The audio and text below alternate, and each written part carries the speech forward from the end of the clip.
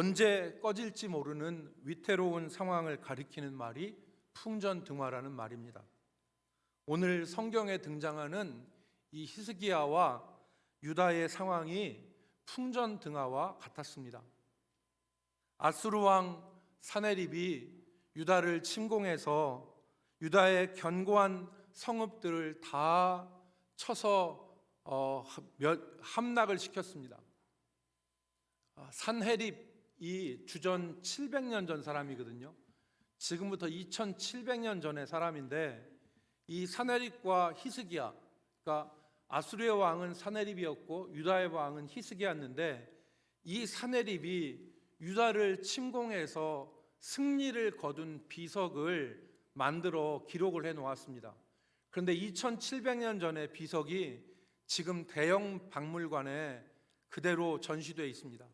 산헤립의 승전비라고 하는 그런 비석인데, 거기에 이렇게 쓰여 있습니다. 나에게 굴복하지 않았던 유다의 히스기야, 견고한 성벽을 갖춘 46개의 도시들과 그 주변에 셀 수 없는 작은 도시들을 나는 포위하고 정복했다. 방송실 자막 띄워주시기 바랍니다. 이렇게 장단이 맞아야지 장사도 하죠. 예. 46개의 견고한 성벽들을 다 무너뜨렸다는 거, 함락시켰다는 겁니다. 나는 그를, 히스기야를 말합니다. 새 장 안에 있는 새와 똑같이 그의 거주지 예루살렘 안에 가두었다. 나는 그를 향해 벽을 쌓았다. 나는 그가 자신의 성문에서 나오지 못하도록 만들어 놓았다.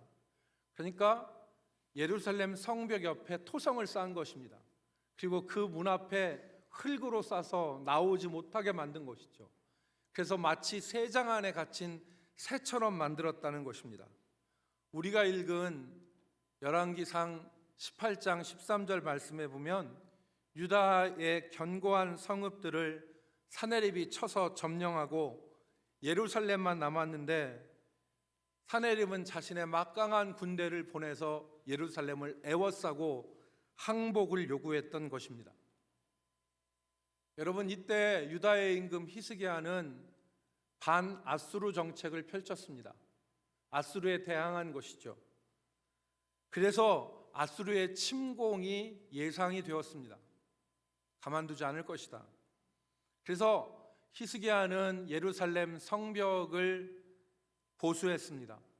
무너진 성벽을 다시 쌓고 망대를 높이 세우고, 그리고 성벽에 외벽을 덧댔습니다. 성벽에 있는 그 성벽 앞에다가 다시 외벽을 쌓아서 성벽을 든든히 했습니다. 무엇보다도 히스기야가 이때 한 가장 큰 일은 수로공사입니다. 기온샘이 다윗 성벽 바깥쪽에 있었기 때문에 지금 이들이 와서 예루살렘을 둘러싸면 그 성벽을 둘러싸고 있는 적들에게 물을 주지 않기 위해서 기온샘에 있는 물을 533m 안반을 뚫고 안반을 터널 공사를 해서 그 물을 예루살렘 성벽 안으로 끌어들였습니다. 그때 당시에, 지금도 여러분 예루살렘 가면 2018년에 우리 교회에서 성지순례 가셨던 분들이 기억나실지 모르겠지만, 이 바지를 걷고 시커멓고 캄캄한 동굴 가운데, 그 좁지 좁은 동굴, 바닥에는 물이 흐르는 그 동굴, 그 터널을 맨발로 533m를 갔습니다. 533m면 별거 아닌 것 같아도 그 조그마한 터널을 533m 굽이굽이 가려면 이게 엄청난 시간이 걸립니다. 그런데 이 성벽을 그 당시 어떻게 팠느냐, 이 안반 공사를 했는데, 이 안반 이 지점에서 저 지점에서 동시에 두 지점에서 뚫고 나온 겁니다. 그런데 기가 막히게 이 둘이 어긋나지 않고 이들이 중앙에서 만났습니다. 그때 당시에 기록을 보면 3규빗 앞에, 1.5m 앞에 서로의 소리가 들렸다는 거예요. 그래서 파고 들어와서 가운데 만나서 터널이 533m 안반 공사한 터널이 있는데, 지금도 예루살렘에 가면 이 히스기야의 터널이라고 하는 이 수로가 남아 있습니다. 이렇게 준비를 했습니다, 히스기야가. 그런데 46개 성이 정복당하고 예루살렘은 엄청난 아수르 군에 의해서 에워싸이게 됩니다. 우리가 이름을 들은 랍사게라고 하는 이 고도의 심리 전문가가 백성들을 마음을 흔들어 놓습니다. 백성들 마음을 흔들어 놔요. 그래서 당장이라도 백성들이 백기를 들고 아수르 진영에 투항할 것 같은 상황이 되었습니다. 무엇보다 히스기야의 마음이 흔들렸어요. 열 수 있습니다. 여러분, 랍사게가 무슨 말을 했는지 아십니까? 랍사게가 이런 말을 했습니다. 첫째, 너희가 우리에게 대항하지만 너희가 우리에게 대항할 힘이 있냐? 자신들의 초라함을 보게 만든 것이죠. 너희가 우리에게 대항할 힘이 있냐? 둘째, 너희가 애굽을 의지한다고 하지만, 그러니까 아수르에 대항한 중심 세력은 애굽이었는데 이 애굽이 힘이 있다고 하지만 애굽이 너희를 도울 수 있을 것 같으냐? 세 번째, 히스기야의 말이 여호와를 의지하라고 히스기야가 너희들에게 말하지만 여호와가 너희를 도울 수 있겠느냐? 네 번째, 이런 상황에서 너희가 항복하면 너희의 안전을 보장해 주겠다. 너희가 각각 자기 포도와 무화과를 먹으며 자기 우물을 마실 수 있게 하고 너희가 죽지 않고 살 것이다. 다섯째, 역사적으로 봐라. 오늘 우리가 읽은 외국에 다는 고유 명사들이 다 그런 것이죠. 세계 어느 민족 어느 신이 그들을 우리의 손에서 건져냈느냐? 다 망하지 않았느냐? 여러분, 예루살렘 성벽 앞에서 랍사게가 이 말을 그 당시 공용어인 오늘의 영어처럼 아람어로 하지 않았습니다. 아수르 말로도 하지 않았습니다. 어떤 말로 했냐면 히브리 말로 했습니다. 히브리 사람 듣게. 그러니까 랍사게는 최소한 3개국어를 하는 사람이었습니다. 그러니까 랍사게가 이 말을 히브리 말로 한 거예요. 그러니까 히스기야의 신복들이 우리가 아람어를 알아들을 수가 있으니까 제발 아람어로 해주시고 히브리 말로 하지 마십시오라고 얘기를 한 것 아니겠습니까? 그럼에도 불구하고 랍사게는 성벽 앞에서 히브리 말로 이 말을 해서 백성들의 마음을 흔들어 놓은 것입니다. 백성들 가운데 왜 안 흔들렸겠습니까? 당장 우리가 항복해서 안전을 보장받고 그리고 포기하고 평화를 찾자. 여러분, 히스기야도 저항을 포기하고 항복하고 싶은 마음일 수 있었을 것입니다. 그러나 히스기야는 이 상황 가운데 여호와 하나님을 의지하여 승리하였습니다. 오늘 우리도 히스기야와 같이 풍전등화와 같은 상황, 피를 말리는 그런 고민과 당장이라도 타협하고 싶은 상황을 우리가 만나게 되는데, 오늘 그런 상황 가운데서 우리가 흔들리지 않고 중심을 잡을 수 있는 믿음이 되기를 주의 이름으로 축복합니다. 저는 오늘 여러분들과 함께 그 방법에 대해서 같이 살펴보겠는데, 첫 번째 중요한 원리는 하나님 편에 서는 것입니다. 같이 따라합시다. 하나님 편에 서라. 하나님 편에 서는 것입니다. 우리가 정말 중요한 것은 히스기야가 이 시련을 이길 수 있었던 것은 그가 하나님 편에 섰기 때문에 그렇습니다. 히스기야를 둘러싼 상황이 여러분 쉽지 않았습니다. 정확하게 말하면 정말 어려웠습니다.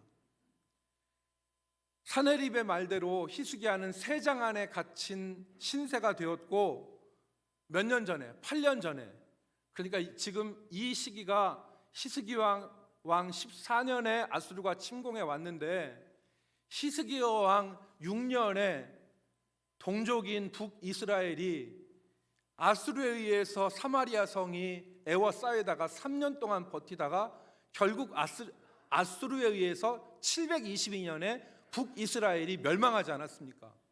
그러니까 그 선례가 있고 오늘날 우리가 얘기하는 평행 이론 같은 것들이 압박을 했을 것입니다. 우리도 망할 수 있겠구나. 우리도 버티다 망할 수밖에 없지 않겠느냐.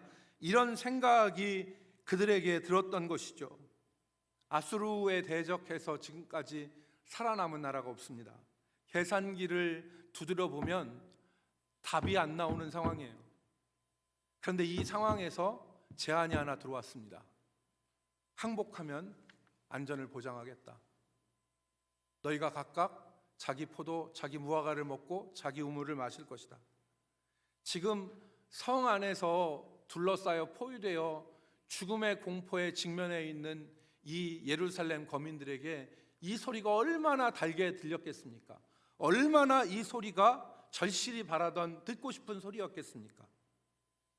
현실과 들어온 제안을 생각하면 답은 하나입니다. 항복하는 것입니다. 그러나 히스기야와 예루살렘 거민들은 항복하지 않았습니다. 왜 그렇습니까? 아수르가 여호와의 편이 아니었기 때문에 그랬습니다. 아수르가 하나님을 모욕하고 하나님을 비방했기 때문에 그렇습니다. 오늘 19장 10절 말씀을 보십시오. 거기 사네립이 히스기야에게 보낸 편지에 이렇게 나와 있습니다. 너희는 유다 왕 히스기야에게 이같이 말하여 이르기를, 사네립이 히스기야에게 이렇게 말하라는 것입니다. 내가 믿는 내 하나님이 예루살렘을 아수르 왕의 손에 넘기지 아니하겠다 하는 말에 속지 말라. 지금 무슨 말 하는 것입니까? 하나님한테 속지 말라는 것입니다. 하나님 아수르에게 성 빼앗기지 않는다 하더라도 그 말에 속지 말라는 것입니다. 11절 말씀 보니까 내가 어찌 구원을 얻겠느냐, 이렇게 지금 말하는 것입니다.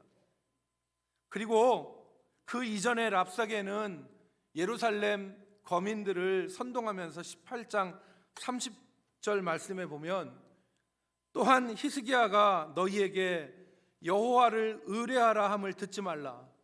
그가 이르기를 여호와께서 반드시 우리를 건지실지라 이 성읍이 아수르 왕의 손에 함락되지 아니하게 하시리라 할지라도 너희는 히스기야의 말을 듣지 말라. 하나님 못 하신다는 겁니다. 하나님 의지해봤자 소용없다는 얘기입니다. 32절 말씀에 뭐라고 했습니까? 히스기야가 너희를 설득하여 이르기를 여호와께서 우리를 건지시리라 하여도 히스기야에게 듣지 말라. 33절 민족의 신들 중에 어느 한 신이 그의 땅을 아수르와 아수르의 손에서 건진 자가 있느냐? 35절 모든 민족의 모든 신들 중에 누가 그의 땅을 내 손에서 건졌기에 여호와가 예루살렘을 내 손에서 건지겠느냐? 이렇게 지금 얘기하고 있는 것입니다.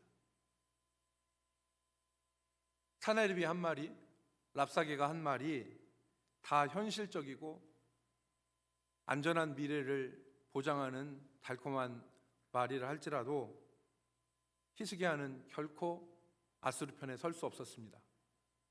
왜 그렇습니까? 그들이 하나님 편이 아니었기 때문에 그렇습니다. 사랑하는 성도 여러분, 오늘 우리가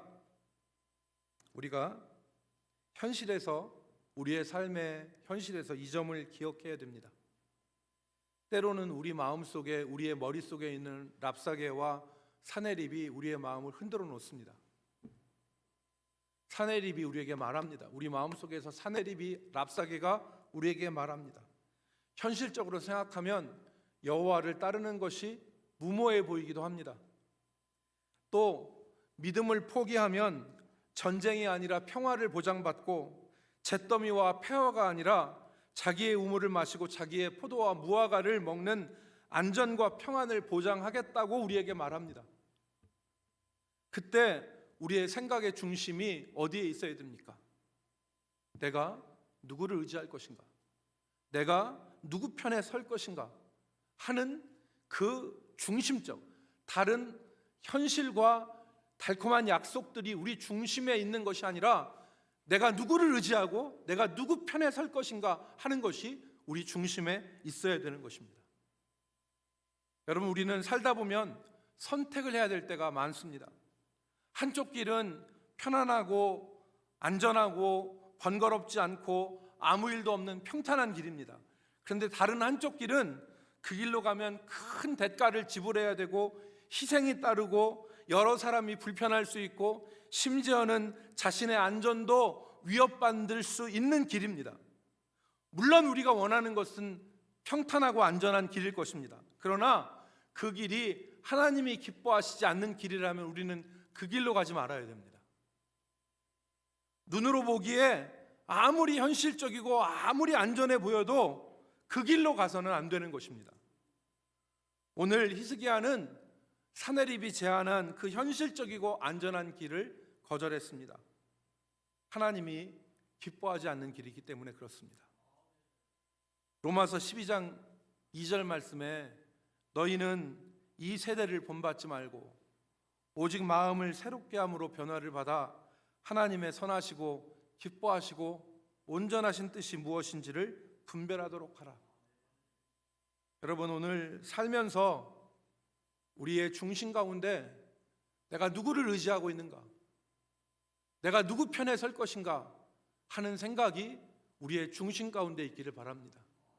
아무리 현실적인 계산이 우리의 발걸음을 주저하게 만들고 아무리 달콤하고 귀에 솔깃한 이야기가 우리 가운데 들어온다 할지라도 그것을 우리 중심에 있는 생각, 내가 누구를 의지하고 있는가, 내가 누구 편에 서 있는가를 생각하여서 분별한다면 여러분들은 사망의 길로 가지 않을 것입니다.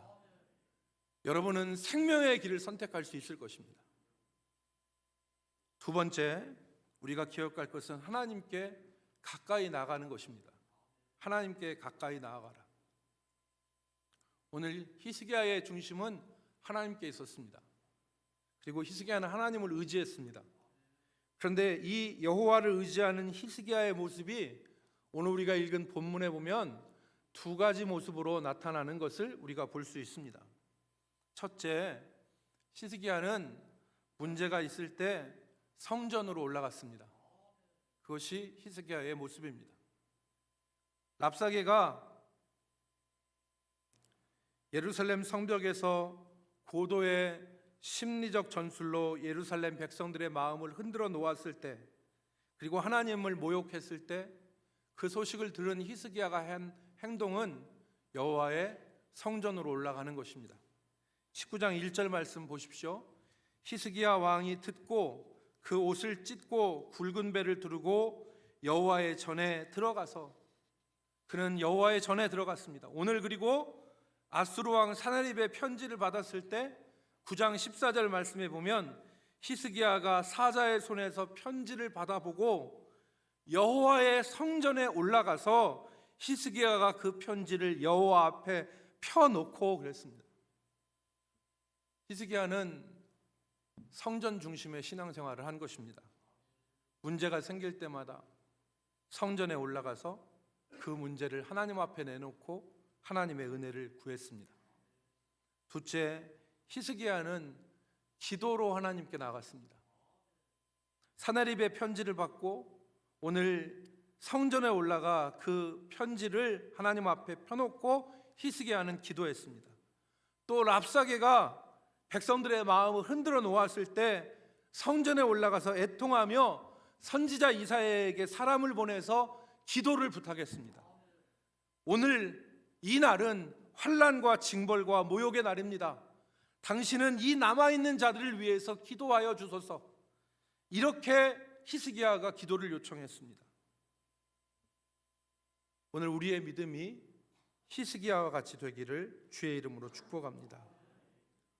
어려운 일이 생길 때 주의 전에 나와서 기도하고, 마음이 혼란스럽고 괴로울 때 주의 전에 나와서 엎드리고, 그리고 결정할 중요한 일을 앞에 두고 하나님의 말씀을 붙잡고 씨름하는 성도들이 되시기를 주의 이름으로 축복합니다. 그것이 하나님께 가까이 나가는 것입니다.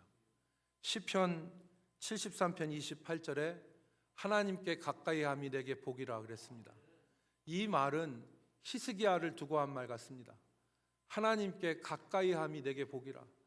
히스기야는 문제가 터졌을 때, 괴로울 때, 고민이 있을 때, 번민이 있을 때 세상으로 나가지 않았습니다. 여호와의 성전으로 올라가서 하나님 앞에 문제를 펼쳐놓고 기도하였습니다. 그때 하나님의 응답의 역사가 있었던 것입니다. 여러분, 하나님께 가까이 함이 내게 복이라. 하나님께 가까이 나아가는 우리 성도들이 되기를 주의 이름으로 축복합니다. 아무리 하늘이 무너지고 아무리 인생이 끝난 것 같은 상황이 발생된다 하더라도 하나님 앞에 나와서 하나님 앞에 엎드리고 하나님 앞에 기도하면 하나님께서 살 길을 열어 주십니다. 마지막 세 번째는 이 하나님 편에 서고 하나님께 가까이 나가는 히스기야에게 어떤 일이 있었느냐?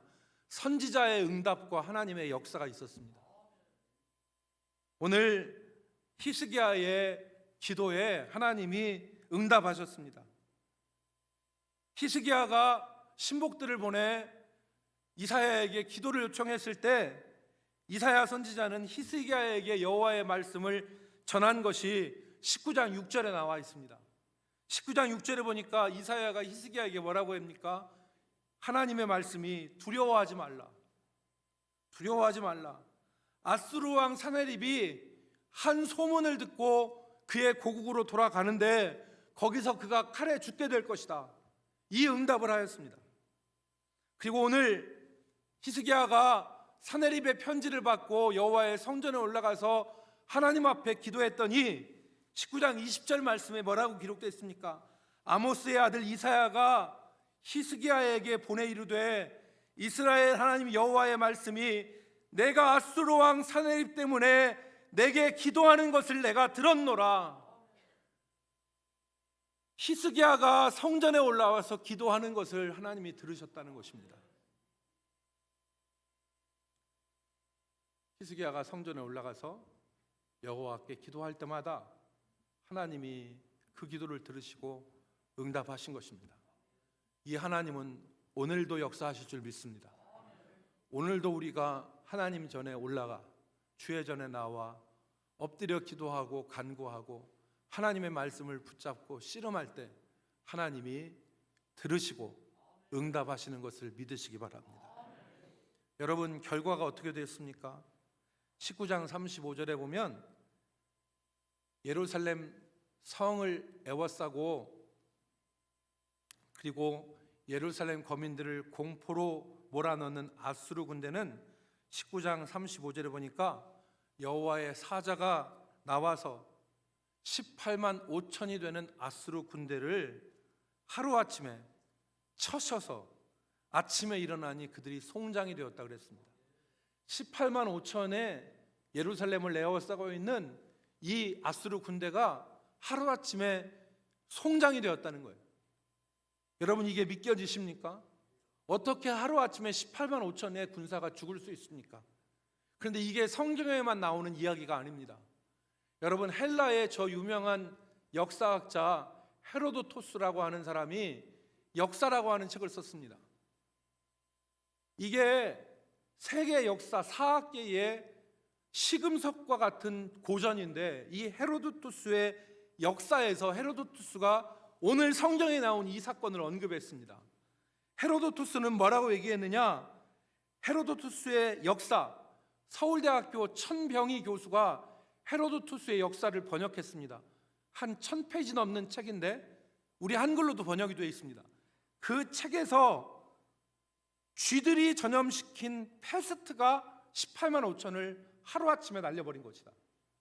그리고 예수님과 동시에 살았던 유대 역사가 요세푸스는 그의 책 유대 고대사에서 하룻밤에 수많은 쥐떼가 나타나서 아수르 군의 활과 그 밖의 무기를 갈기갈기 쪼아 놓았다라고 얘기했습니다.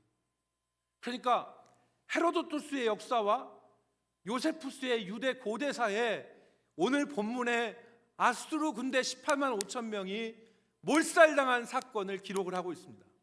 그러니까 이거는 성경에만 있는 아주 거짓말 같은 얘기가 아니에요. 일반 역사에서도 인정하는 사건입니다. 하나님은 그러실 수 있어요. 하나님께서 아수르 군대는 하루아침에 몰살당하게 하시고 하나님을 모욕했던 사네립은 어떻게 됐냐면 아까 읽은 19장 6절에 있는 말씀처럼 저가 자기 나라 수도 니느웨로 가서 그의 신전에 들어가서 경배할 때에 그의 몸에서 난 아들 둘이 이 사내립을 칼로 죽입니다. 칼로 죽여요. 그래서 죽임을 당합니다. 그리고 이들은 망명을 해서 다른 곳으로 도망을 가죠. 여러분, 사내립은 그의 성전에서 칼에 맞아 죽고 히스기야는 그의 성전에서 응답을 받았습니다. 똑같은 신전인데 왜 이런 일이 일어납니까? 왜 누구는 신전에서 칼을 맞아 죽고 누구는 신전에서 응답을 받았습니까? 그것은 여호와가 살아계신 하나님이기 때문에 그렇습니다. 오늘 우리가 읽은 본문 말씀대로 여호와는 천지를 지으시고 천하 만국을 다스리시는 홀로 유일하신 하나님이시기 때문에 그의 편에 서서 그의 말씀을 붙잡고 기도하는 히스기야를 하나님은 여호와의 성전에서 살리시고 하나님을 대적하고 모욕한 사내립을 그의 신전에서 칼에 맞아 죽게 만드신 것입니다. 여러분, 주의 이름을 부르는 자는 부끄러움을 당하지 않습니다. 주의 이름을 부르는 자는 부끄러움을 당치 않습니다. 우리 모두가 하나님 편에 서서 아무리 대가를 많이 치르고 희생이 예상되고 자기 안전에 위협을 받는 일이라 할지라도 하나님이 기뻐하시는 일이라면 하나님 편에 서서 하나님 의지하고 하나님께 가까이 나가면 하나님이 히스기야에게 응답하셨던 그 역사로 주의 백성들을 붙들어 주실 것입니다. 우리 모든 성도들이 이번 한 주간도 하나님 편에 서서 하나님께 가까이 나가는 우리 성도들 되기를 주의 이름으로 축복합니다. 거룩하신 하나님, 인간적인 계산에 의해서 우리가 가야 되지 않을 길들을 얼마나 선택해서 갔습니까? 그리고 그 가운데 우리가 얼마나 많은 대가를 치르고 얼마나 많은 후회를 했습니까? 아버지 하나님, 우리가 하나님 편에 서게 하여 주시옵소서. 하나님 편에 서서 하나님께 가까이 나가는 자로 살아가게 하시고 오늘 히스기야에 응답하셨던 그가 엎드려 간구하고 하나님 앞에 기도하였을 때 하나님이 그 기도를 들으시고 응답하신 것처럼 오늘 우리의 삶에, 우리의 기도에, 우리의 간구에 주께서 응답하시고 역사하여 주시옵소서. 이 살아있는 믿음으로 살아가는 우리 성도들이 다 되게 하실 것을 간절히 바라와서 존귀하신 예수 그리스도의 이름으로 기도 올리옵나이다.